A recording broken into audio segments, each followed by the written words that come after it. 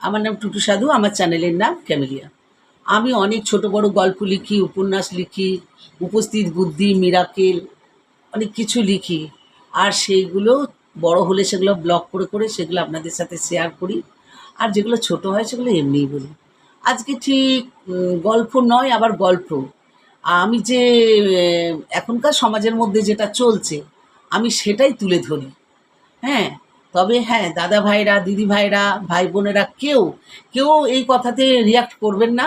কেননা আমি কারুকে উদ্দেশ্য করে বলছি না। আমি মানুষের মেন্টালিটির কথাগুলো বলছি, যে মানুষের কত রকমের মেন্টালিটির মানুষ আছে। আমি কারুকে কিন্তু কোনো মিন করে কোনো কথা বলছি না। হয়তো মনে করবেন আমি কারুকে মিন করে কথা বলছি, তার জন্য হয়তো রাগ করবেন। আপনারা কেউ রাগ করার মতন আমি কথা বলছি না। মানুষের মানে মেন্টালিটির মানুষ। আমি যে এর আগে 12টা আমি ব্লগ দিয়েছি। আজকে আমি এটা 13 নাম্বার দিচ্ছি। মেন্টালিটি একটা গল্প, আমি একটা গল্প বলছি। মানে কিভাবে মেন্টালিটি মানুষ সব আছে। একজন রাজা, সেই রাজা এক দেশের রাজা। সেই রাজা একদিন একটা বিদ্বানকে সে কোনো কারণে কয়েদ করেছে। কয়েদ করে তাকে বন্দি করে রেখেছে এবং 2টো করে রুটি দেয়। 2টো রুটিতে মানুষের তো পেট ভরে না, ভরে কি? ভরে না তো। তো 2টো করে রুটি দেয়। তা রুটি দেওয়ার পর ওই তার বরাদ্দ, কোনো রকম খেয়ে জীবনে বেঁচে আছে এই পর্যন্ত। তা হঠাৎ একজন স্টোন বিক্রেতা একটা স্টোন বিক্রি করতে এলো।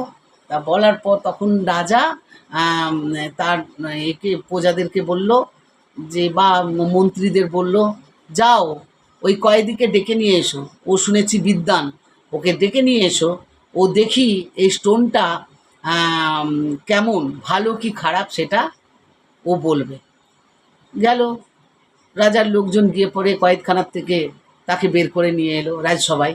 নিয়ে এসে বলল, বলো কয়েদি, এই স্টোনটা আমি অনেক যে বিক্রি করতেছে অনেক দাম বলছে, আমি এই স্টোনটা কিনবো, এই স্টোনটা কেমন তুমি আমায় একটু বলে দাও।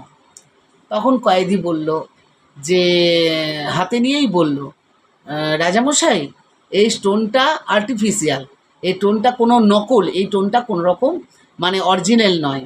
এই স্টোনটা একটা পোকা আছে স্টোনের ভেতরে, তা সেটা কোনো রকমভাবে ঢোকানো হয়েছে। তাই এটা বলছে, তুমি ঠিক বলছো। বলছে, রাজামশাই আমি মিথ্যে কথা কেন বলবো, আমি যেটা মনে হয়েছে আমি বলছি। দেখো, আমি যদি স্টোনটা ভাঙি, এই পাথরটাকে ভাঙি,